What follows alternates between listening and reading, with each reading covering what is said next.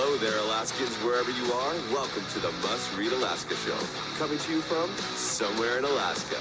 This is the place where we talk about, you guessed it, Alaska.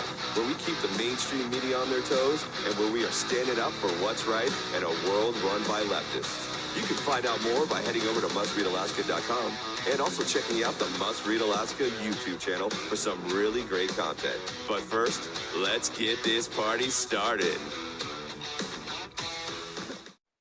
Okay, so it looks like we're live, and that's just great. Everything's working the way it's supposed to be. And so we're live on Facebook right now, and later on today, on Friday, June 3rd, we will be on all of our podcast channels, including Pandora and Google Play and iTunes, Podbean, all of the many channels that we're on. And so you can look forward to hearing us there as well. But for those of you who are joining us on Facebook, welcome to the Must Read Alaska show for June 3rd. Really happy to have the Charlie Pierce for Governor campaign that is sponsoring this show. He's our sponsor. We really do appreciate you, Charlie, and your team for sponsoring the Must Read Alaska show and for supporting conservative journalism around Alaska so that we can get this message out to everybody.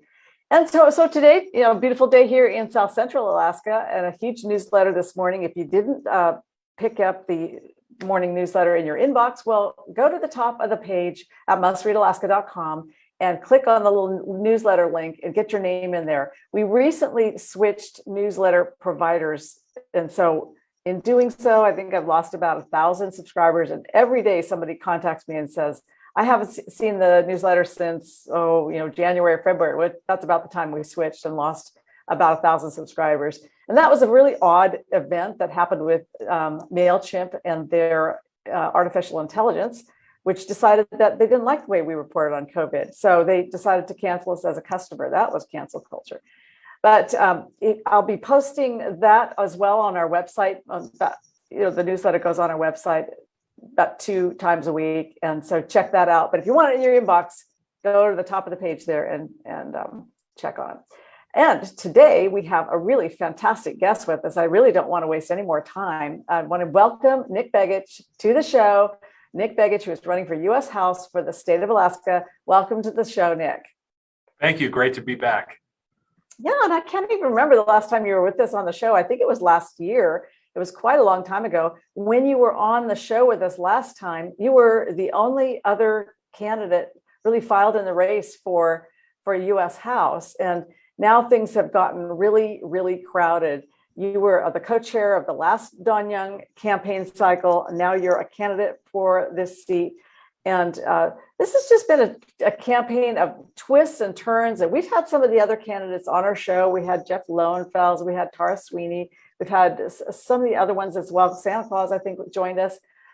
We're really happy to have you back because you have been in it since October. You kind of figured out way back then that maybe Don Young maybe we needed to have an alternative because he was not getting any younger, right? Well, that's true. And I have been in the race for coming up on 9 months now. At this point, I've been in the race longer than any of the other candidates. And I think when we consider, the candidates that are out there, and there are 48 candidates, I don't think Alaskans have had more choice at any point in our history in an election than this one. But we also need to look at, why is someone in the race? Why did they choose to get in the race? And so many of these candidates, opportunistically got involved in the race only after the passing of Don Young. And, I think that's a factor that voters need to consider as they're heading to cast their ballot. Oh, well, and that's a really good point. So you jumped in because you really felt you had some policy differences between you and Don Young. And I believe that you also realized that at 89 years old, he was just getting really, there were some physical ailments and he was starting to break down. And it was a big job to be going back and forth to Alaska. And of course, he died on March 18th, which shocked all of us because, I don't know, for all of us, he's been the only congressman we've ever really known. And so let's talk a little bit about where you've been the past. I just really want to go back a couple of weeks because we don't have time to go back the whole 9 months with you. Right, sure. And and I know that things got really kind of crazy around April 1 when everybody jumped in, and you're like going, yeah, well, welcome to the party, everybody. But let's go back the past 10 days and talk about where you've been. Just recount with us. I looked at your FEC reports, and one of the things that stood out was you've been buying a lot of Alaska Airlines tickets, and you've been traveling all over the state. It's very obvious that you're spending your money to travel around to communities. What's going on? Well, so I think it's very important. If you're going to represent the state of Alaska, you've got to make sure that you meet the people of Alaska where they are. And that's been a central tenet of our campaign since we started almost 9 months ago. I mean, I've been out in Valdez, Glen Allen, Homer, Kachemak, Voznesenka, Juneau, Haines, you name it, Kenai, Soldotna, certainly Anchorage. And, we were just in Wasilla, in fact, last night, at a combined district meeting, 25, 26, and several other districts had representation there at the district meeting.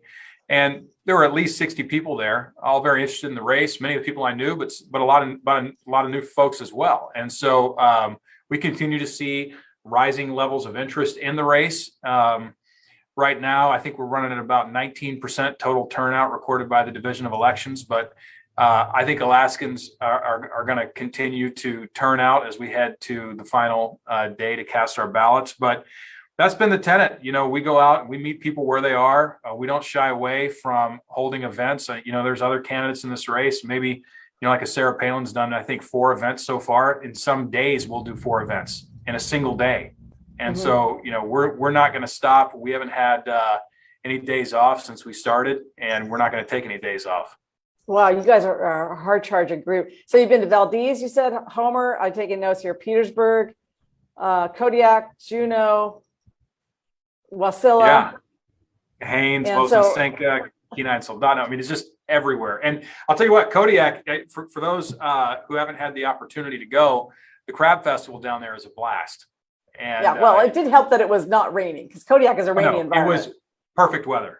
Weather. Yeah, you nailed it in terms of weather. That was a Chamber of Commerce day. I mean, I saw the pictures of everybody down there, and I was quite jealous. But there were a lot of people in Kodiak. Oh my goodness, there's so many, and that's the largest. It's the largest Coast Guard base in the country in Kodiak, and so we've got people that have been there for generations. We've got people that have been there that just showed up, right? And so you meet a whole lot of folks from around the country. People come up for the festival. But it was a great mix of people, a lot of conservatives out there, and people that are just enjoying aspects of the state that unfortunately a lot of Alaskans never get to see. Right. And, I will admit to you that I haven't been to Kodiak since I was probably 22. And so that's a couple of generations ago. It's quite a long time ago for me. And I'm sure it hasn't changed all that much. But when I was there, I remember that it was just rainy and dank and cold and the wind blew all the time. But when the pictures I saw, oh man, that was some nice weather you guys had. Everybody's in their t-shirts and their shorts, and they were having a good time. All right. Well, so when you're out and about and you're in these communities and you're talking to people and you're trying to explain a little bit about your history and who you are and why people should vote for you, what you plan to do, what are you hearing from Alaskans? Because obviously you're also not just talking, you're listening. And I'd like to know what Alaskans are talking about. Well, it's a mix of national and local issues. There's still a lot of conversation around the PFD. There's conversation around development within the state of Alaska and continued prosperity within the state of Alaska. Among some of the younger folks, let's say folks under the age of 40, there's always a voiced concern around, is Alaska going to continue to produce opportunities for me and my family? And that seems to be a recurring theme with folks. There's a lot of concerns around what's happening in our schools and what's happening with respect to the state's educational outcomes, expressed all kinds of different ways. But parents have valid concerns and express those concerns regularly on the campaign trail regarding what's being taught in schools, and the quality of our education in the state of Alaska. Is anybody talking out there about the cost of living? Oh, absolutely. Particularly when I was in Kodiak, I heard a lot about that. In coastal Alaska, in the more rural parts of Alaska that we've traveled to, that's an even greater concern among folks. And everything from the gas prices to the food prices to the cost of housing, and even among business owners, the availability of labor to kind of keep up with all of the demand out there. It's been a real issue, particularly among small business, to be able to hold prices where they are and eat some of the prices that they're experiencing on the producer side. And so it's a big concern that people express everywhere we go all over the state. What are we going to do about inflation? Why do we have inflation?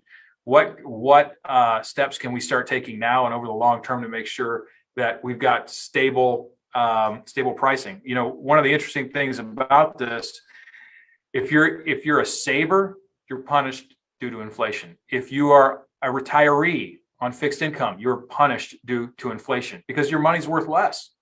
And folks who are no longer in that part of their lives where they're working, they're very concerned about making sure that they can maintain their standard of living and even in some cases stay in Alaska.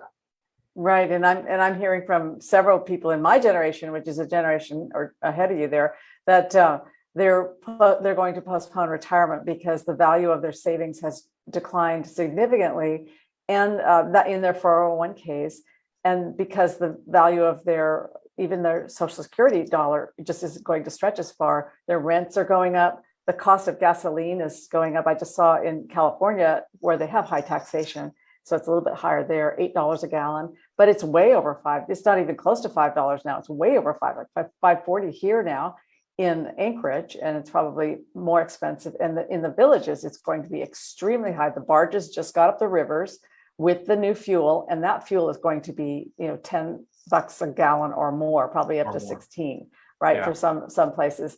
And so we're looking at what could be some really existential choices for Alaskans. And so talk to us a little bit about monetary policy and what's going on with the printing of our money and how the Biden administration is addressing inflation in the country, because it's not just about baby food, it's everything now. Yeah, it's across all categories.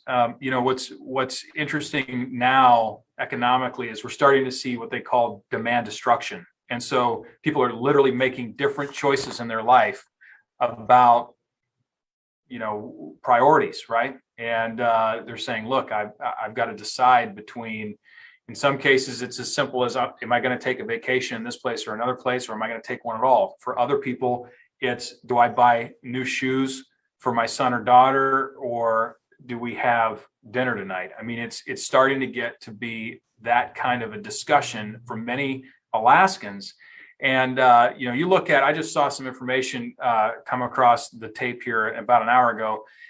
It turns out that gas prices are almost double today what they were when Biden stepped into office. And you ask the question, what's Biden and his administration doing about inflation? Not much.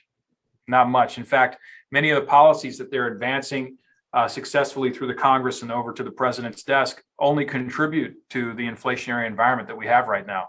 When you look at some of the federal spending that's been going on, you can trace inflation's root cause all the way back to this spending policies, not just now, but if we're going to be honest, over the last 3 to 4 years. And what's happened is the government's been running extraordinary deficits. We, in the last 4 years, have added over $8 trillion to the national debt. And oftentimes we think that's financed by international buyers of our debt, sometimes China, sometimes others.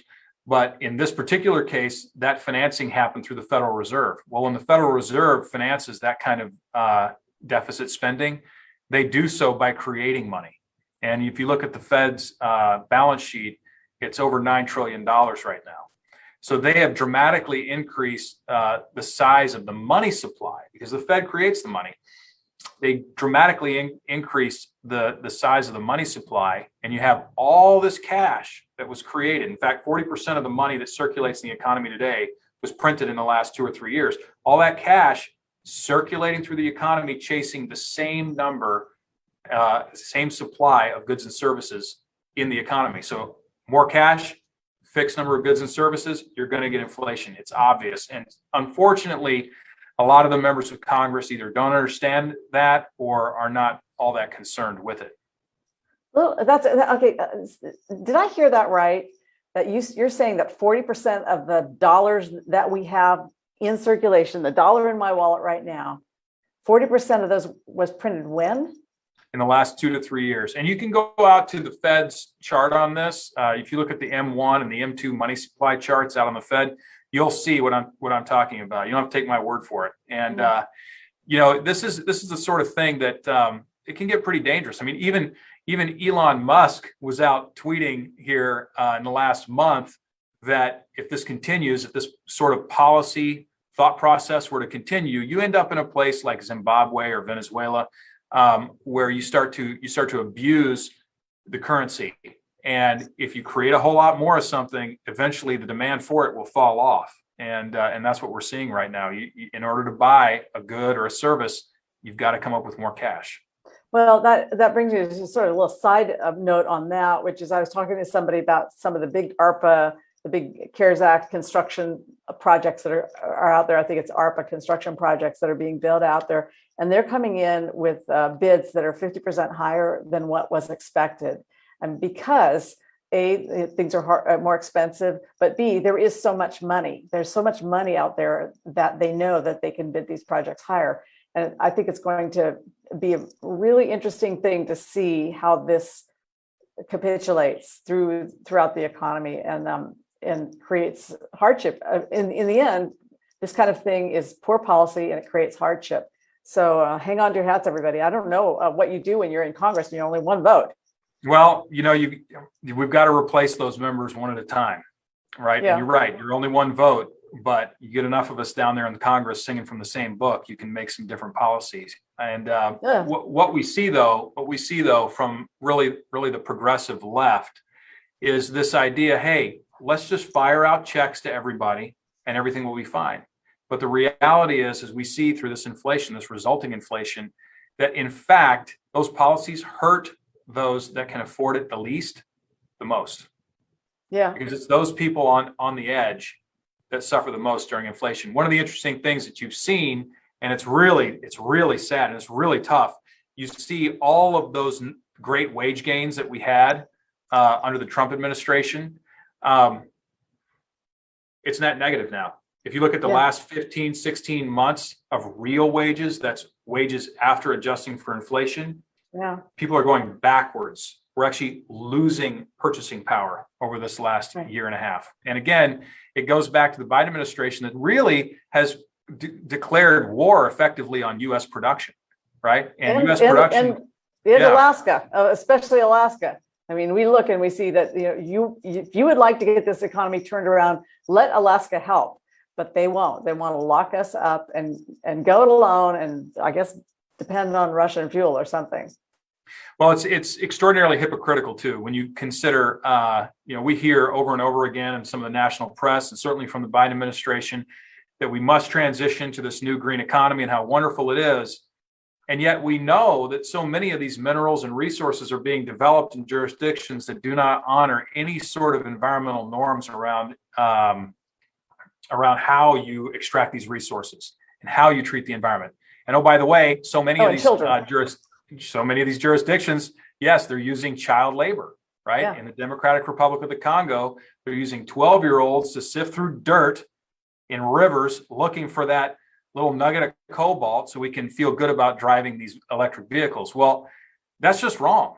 I don't care if you're on the left or the right, that's just wrong. And we need to be doing that work here in the state of Alaska and in our nation.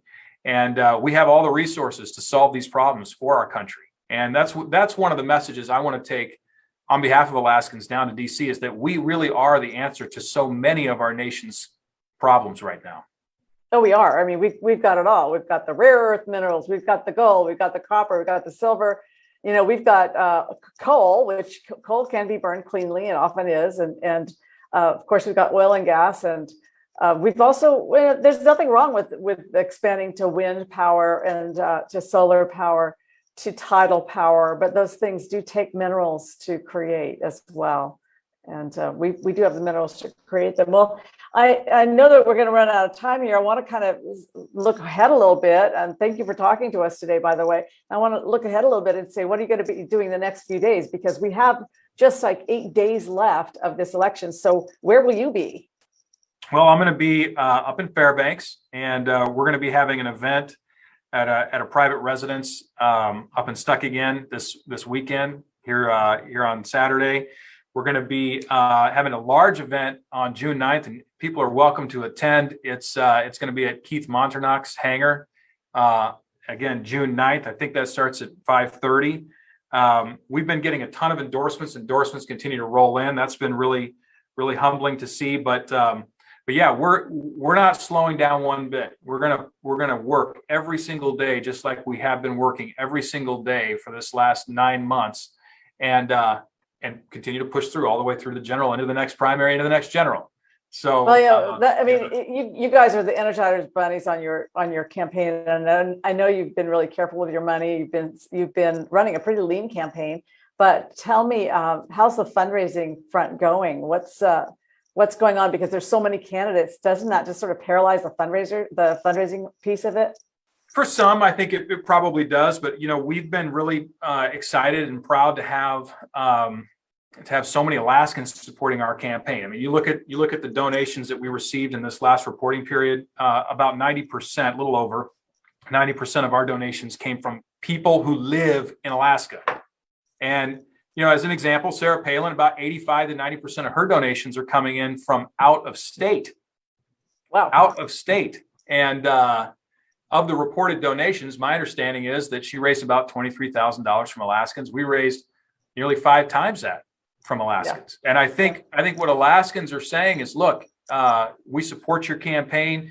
We're engaged. We're excited. And we're looking forward to having a new, fresh voice in DC that's going to be able to actually advance the policies and priorities of Alaskans nationally.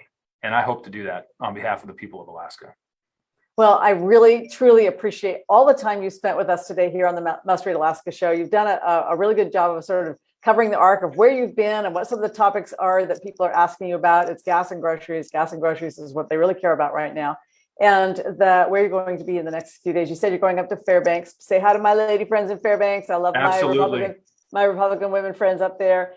Before we go, I just want to thank your campaign for letting you spend some time with us, and thank Charlie Pierce for Governor for sponsoring our show. Charlie Pierce for Governor is the first sponsor of the Must Read Alaska show. We don't have a Mike Lindell with My Pillow. We have a Charlie Pierce for Governor. We're so grateful to him for making sure this show can reach all the nooks and crannies of Alaska. And we will be back on Monday with more on the Must Read Alaska show. And until then, Nick Begich, good luck to you on the campaign trail. We'll see you somewhere in Alaska. And goodbye, everybody. Have a great weekend. Thank you.